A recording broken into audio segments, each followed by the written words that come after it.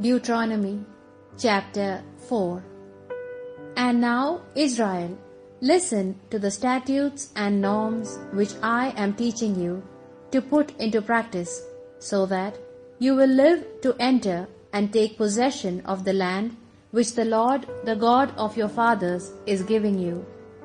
You shall not add anything to what I command you, nor take anything away from it, but keep the commandments of the Lord your God, as I command you. You have seen with your own eyes what the Lord has done at Baal of Peor, and how your God exterminated from your midst all those who became followers of Baal of Peor. But you who have been faithful to the Lord your God are all alive today.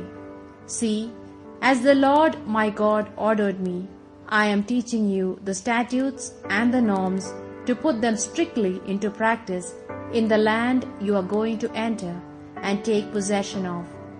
Observe them and put them into practice, for this will show your wisdom and prudence in the eyes of the peoples, who, when they come to hear all these statutes, will say, Indeed, this great nation is a wise and prudent nation. For in truth, is there a nation as great as ours, whose gods are as near to it as the Lord our God is to us whenever we call upon Him?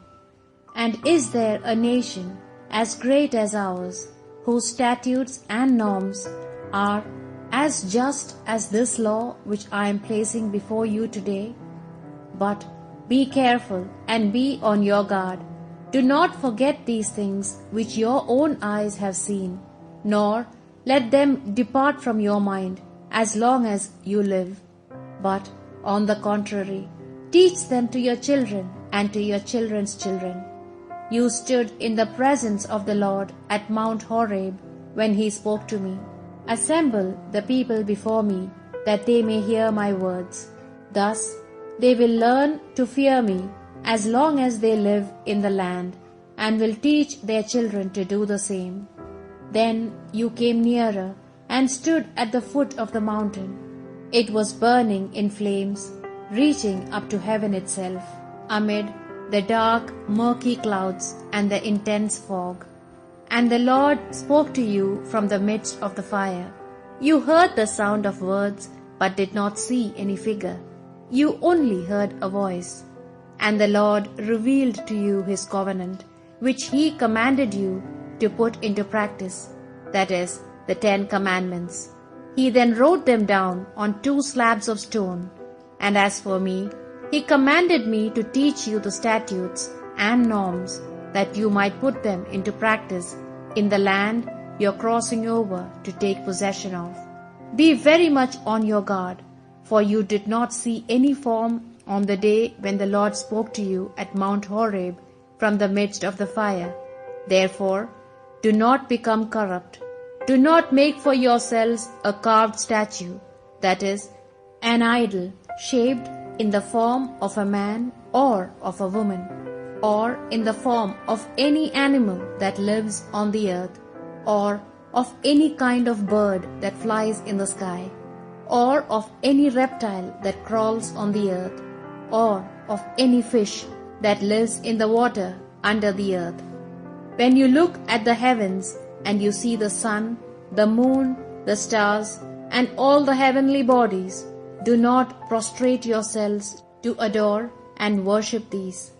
The Lord your God has left those for the rest of the peoples under heaven, but He has chosen you and has brought you out of the fiery crucible that is Egypt, to be His own people as you are now.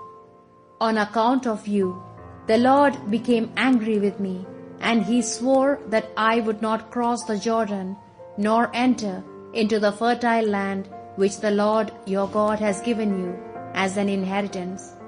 I will indeed die in this land, and not be able to cross the Jordan. You, in turn, will cross over and possess that fertile land.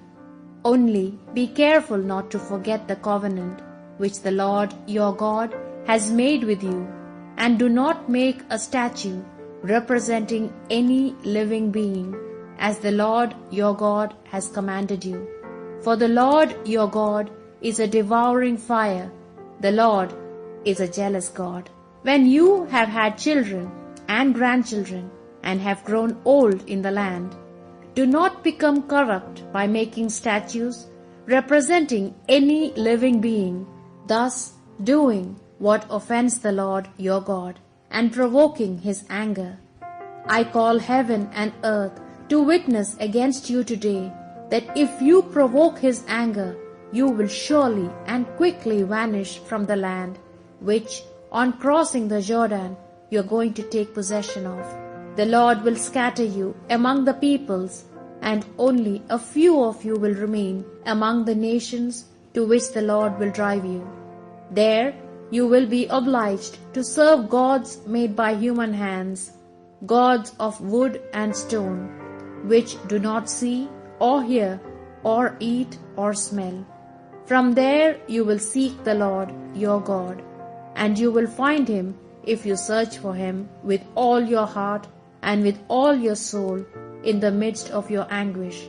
When this happens to you in the last days, you will return to the Lord your God, and you will listen to his voice, because the Lord your God is a loving God who will not forsake you or destroy you or forget the covenant he swore to your fathers. Ask of the ages that have gone by.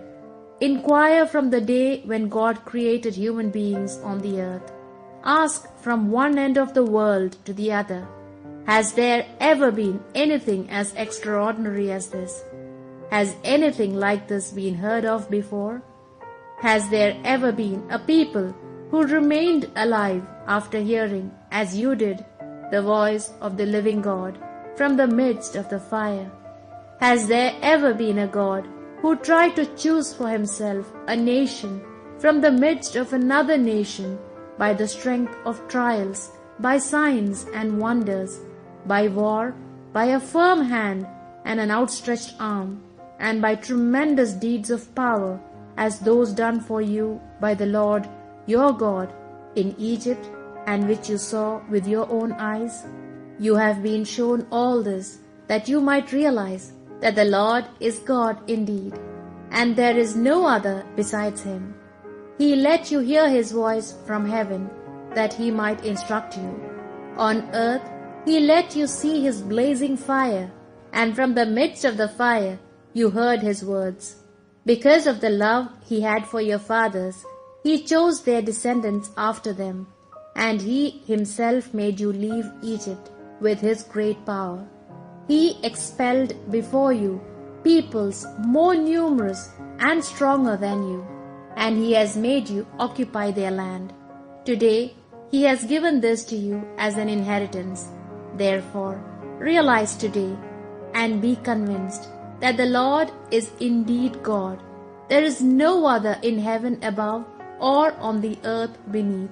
Therefore, observe his statutes and his commandments that I enjoin on you today, so that everything may be well with you and your children after you. So you will live long in the land which the Lord your God is giving you forever.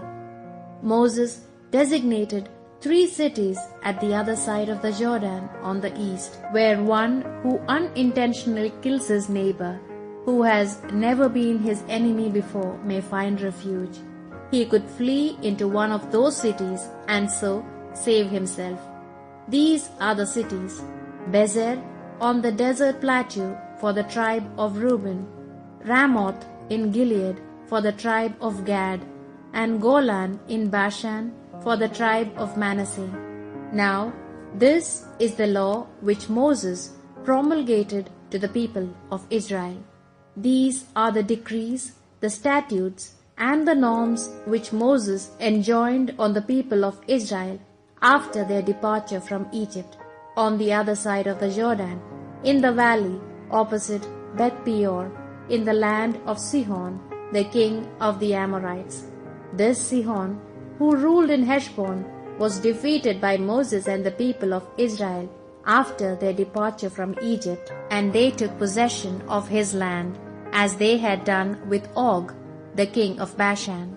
The 2 Amorite kings ruled on the east of the Jordan, from Aroer on the bank of the river Arnon up to Mount Sirion, that is Hermon, including the whole plain to the east of the Jordan, up to the sea of the Arabah at the foot of Mount Pisgah.